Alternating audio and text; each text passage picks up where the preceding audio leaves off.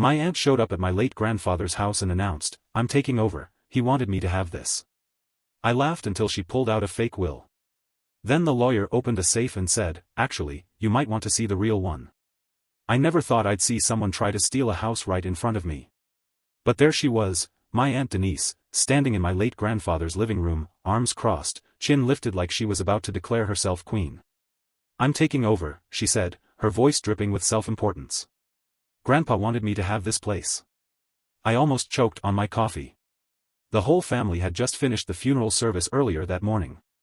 We were all exhausted, emotionally drained. But Aunt Denise? She was thriving, smug, confident, practically giddy. She wasn't mourning. She was plotting. I let out a sharp laugh, shaking my head. "Denise, what the hell are you talking about?" That's when she pulled out the will. A crisp, cream-colored document, held between her manicured fingers. "This," she said dramatically, "is Grandpa's final wishes. Now, let me tell you something about my grandfather. He was a meticulous, no-nonsense man.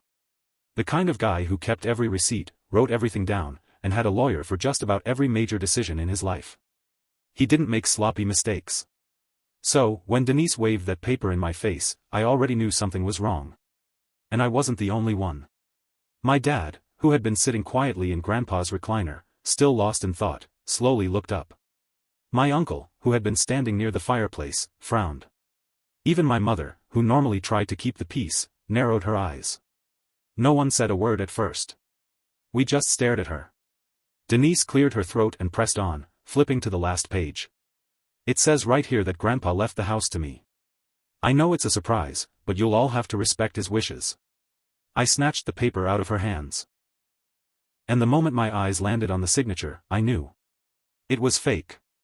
Sloppy, too. The handwriting was off, the ink too fresh. And worst of all, the signature. Grandpa always signed his name the same way, sharp, clean strokes, every letter distinct. This one? It looked like someone had tried to copy it from memory but gave up halfway through. I looked up at Denise. "You expect us to believe this is real?" I asked, shaking the paper in front of her. Her jaw tightened. "Of course it's real. I got it directly from Grandpa's lawyer." "Really?" I shot back. "Because Grandpa's actual lawyer is supposed to be here in 20 minutes. Guess we'll see what he has to say." That wiped the smug look right off her face. The real lawyer arrives. We all sat in silence, waiting. Denise fidgeted with the sleeves of her blouse. I could see the wheels turning in her head. She hadn't expected me to push back this fast. And then, right on time, Grandpa's real lawyer, Mr. Patterson, walked in. He was an older man, probably in his 70s, with sharp eyes that had seen things. The moment he stepped through the door, Denise plastered on a smile and went straight to him. "Mr. Patterson, thank God you're here," she gushed, acting like she hadn't just tried to hijack the house. "I was just showing everyone Grandpa's will, that will." Mr. Patterson interrupted, pointing at the paper still in my hand. Denise hesitated. "Why yes, of course. It's the one he gave me before he passed." Mr. Patterson sighed. He looked at my dad, then at me, then finally at the rest of the family. "Actually," he said, adjusting his glasses, "you all might want to see the real one." And with that, he walked over to the corner of the living room, where Grandpa's old safe sat against the wall. The safe that changed everything now. Here's the thing about Grandpa's safe. It had been there for as long as I could remember. A huge, hulking thing made of dark steel, covered in scratches from decades of use. Grandpa never told anyone what was inside, only that it was important. Mr. Patterson knelt down, entered the combination, and with a heavy clunk, the door swung open. I held my breath. Inside was a stack of neatly organized folders, a few old photographs, and a thick, sealed envelope. Mr. Patterson grabbed the envelope, turned to face us, and broke the seal. He pulled out a different will. The real one. And as soon as he unfolded it, his face darkened. "This," he said, holding up the document, "is your grandfather's actual final will." I turned to look at Denise. She had gone pale. Her hands trembled slightly, and for the first time since she walked in, she looked genuinely scared. And she should have been. Because the real will? It changed everything. The room was dead silent. Denise was frozen in place, her mouth slightly open, like her brain was still trying to process what had just happened. Mr. Patterson held the real will in his hands, his grip firm, like he already knew what kind of storm was about to hit. And then, my dad spoke. "Well?" he asked, his voice low and steady. "What does it say?" Mr. Patterson adjusted his glasses, glanced at Denise, who looked ready to bolt, and began reading. The will that ruined her plan. Grandpa had left everything, the house, his savings, his land, to be split evenly between his children. My dad, my uncle, and, oh, would you look at that, not Denise. Not a single mention of her name. Denise wasn't even in the will. I heard my mom exhale in relief. My uncle let out a small chuckle, shaking his head. But Denise? She just stood there, her body stiff, her hands clenched into fists. "No," she whispered, shaking her head. "That's not right." Mr. Patterson looked up at her, completely unfazed. "It's what your father wrote, signed, and legally filed." "No," she said again, louder this time. "He wanted me to have this house. He told me, Denise." My dad cut her off. His voice was sharp now. "Stop." And then, like she had suddenly woken up, she snapped. "Denise loses it, you're lying," she shrieked, lunging forward, trying to grab the will right out of Mr. Patterson's hands. "This is fake. You're all against me. This is a setup."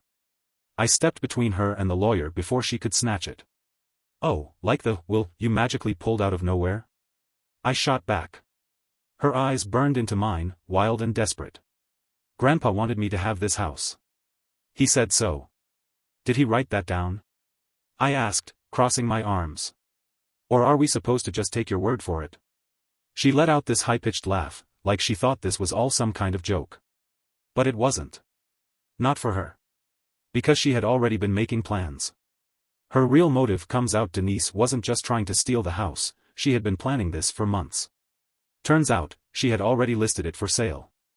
That's right. While Grandpa was still alive, she had started shopping the house around, talking to real estate agents, telling them she'd be moving in soon and looking for buyers who could give her a quick sale.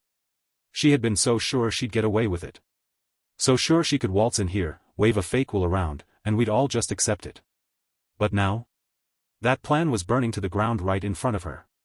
And she wasn't taking it well. The call that changed everything. Denise was still ranting, pacing back and forth, when Mr. Patterson cleared his throat and calmly said, "Well, this is going to be a problem for you." She stopped. "What?" "I'm legally required to report this," he said simply. "This," he held up the fake will, "is fraud. You understand that, right?" Denise's face drained of color. "No, wait. I didn't. You forged a legal document," he continued, unfazed. "Tried to commit real estate fraud. And attempted to deceive multiple beneficiaries." I didn't mean to." Mr. Patterson ignored her, pulled out his phone, and called the police. Denise let out a choked gasp. And then, like the true coward she was, she ran. But it was already too late. She bolted out the front door, nearly knocking over my uncle on the way out. We all just stood there, watching her sprint down the driveway like she thought she could actually outrun the mess she had made. But within minutes, 2 police cars rolled up. Denise didn't even make it off the street. They stopped her, asked her some questions, and the moment they mentioned fraud and forgery, she completely fell apart. Tears. Screaming. Denial. She tried to say it was a misunderstanding. That she didn't know the will was fake. That it was all a mistake. But Grandpa's lawyer was right there with the real will and her fake one. It wasn't a mistake. It was a crime. And she was caught. The aftermath: Denise was arrested for attempted fraud and forgery. She ended up taking a plea deal, probation, community service, and a hefty fine. But the biggest punishment? She lost everything. Her reputation in the family? Gone. Her relationships? Destroyed. And the house she tried to steal? Never going to be hers. My dad, my uncle, and the rest of the family got what they were owed. And Denise? Well, last I heard, she moved 2 states away and started selling essential oils on Facebook. Some people never learn. We thought it was over. We thought Denise had finally faced the consequences of her greed, that she had disappeared for good. But a few months later, just when life was settling back to normal, we found out she wasn't done yet. And this time? She didn't just try to take Grandpa's house. She tried to sue us for it. Denise comes back with a lawsuit one afternoon. My dad got an official-looking letter in the mail. At first, he thought it was just some leftover paperwork from Grandpa's estate. But when he opened it, his face went from confused to furious. "What the hell is this?" he muttered, gripping the papers so tightly his knuckles went white. Mom looked over his shoulder, skimmed a few lines, and gasped. It was a lawsuit. Denise was suing us, my dad, my uncle, the entire family, claiming that we had somehow conspired to steal her rightful inheritance. I nearly laughed when I read the first page. Her argument? That Grandpa had promised her the house verbally, and that the real will, the forged one, was actually written at his request, but we had tampered with it. And the best part? She wanted financial compensation for emotional distress and lost income. Yeah. She was suing us for money she never had to begin with. I thought for sure no lawyer would take her seriously. But somehow, she found one. And just like that, the nightmare wasn't over. The hidden bank account that changed everything. We immediately called Mr. Patterson, Grandpa's lawyer, and he told us not to worry. The will was airtight, and Denise had no legal ground to stand on.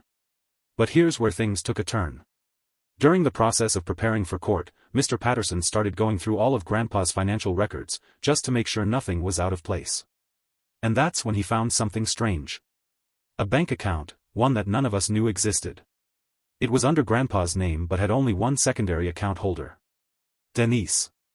My stomach dropped when I saw the records. Over the last year of Grandpa's life, Denise had been draining his account. Thousands of dollars, withdrawn in small amounts, over and over again. Enough to fly under the radar, but together? It added up to nearly $90,000. Denise had been stealing from Grandpa while he was alive.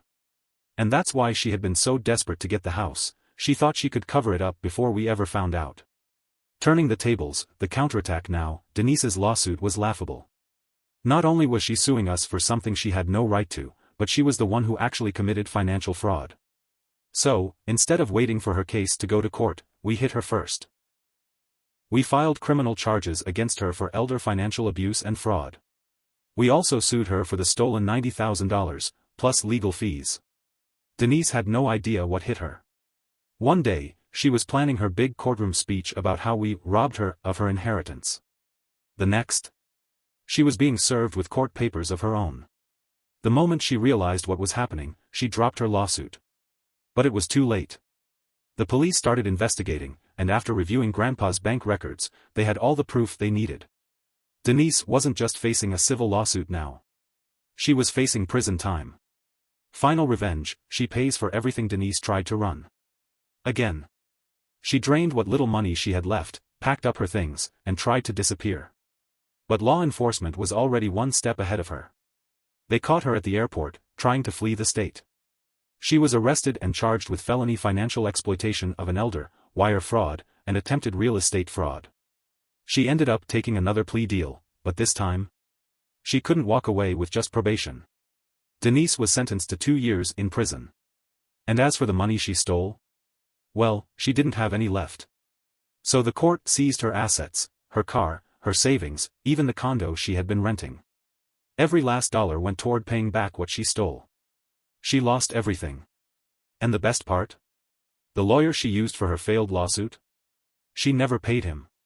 So after she was sent to prison, he sued her too. Denise got exactly what she deserved, twice over. Final words to this day, our family doesn't talk to Denise. She got out of prison a couple of years ago, but she wasn't invited back into our lives. Last I heard, she's living in a tiny apartment in another state, completely broke, trying to start over. And you know what? I don't feel bad.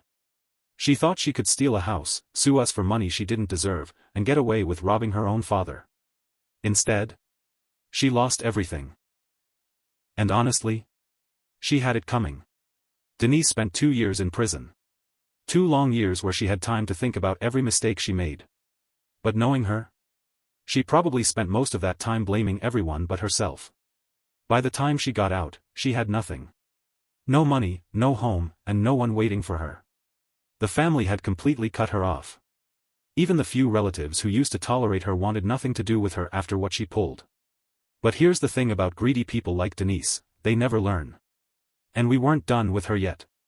The final blow, Grandpa's last gift. While Denise was in prison, we had been taking care of Grandpa's house. My dad and my uncle decided to keep it in the family, fixing it up and turning it into a rental property. It wasn't about the money, it was about preserving Grandpa's legacy. And the best part? We used some of the money Denise had to pay back to help renovate it. So, in a way, she funded the very house she tried to steal. But it gets better. One day, about 6 months after Denise got out, I got a call from my cousin. "Dude, you're not gonna believe this," he said, barely holding in his laughter. Apparently, Denise, broke, desperate, and with nowhere else to go, had applied to rent a place in our town. And guess which house she unknowingly applied to? Grandpa's. She had no idea we still owned it. She was just looking for anything cheap, and the house popped up on a rental site. When my uncle saw her name on the application, he nearly lost it. "She wants to rent from us," he said, laughing so hard he had to sit down. After everything? I don't know what she was thinking. Maybe she thought we wouldn't notice.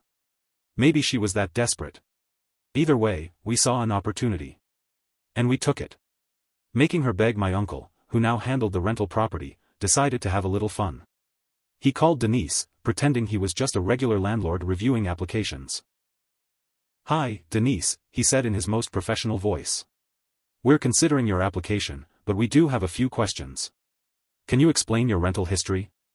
Denise, completely unaware, lied through her teeth. "Oh, I've always been a responsible tenant," she said. "I pay on time, I keep things clean. I'm just looking for a fresh start." My uncle played along, nodding and making notes like he was really considering her. "That's good to hear. Now, this property has a lot of family history. How do you feel about respecting a home that's meant to honor someone's memory?" Denise hesitated for a second.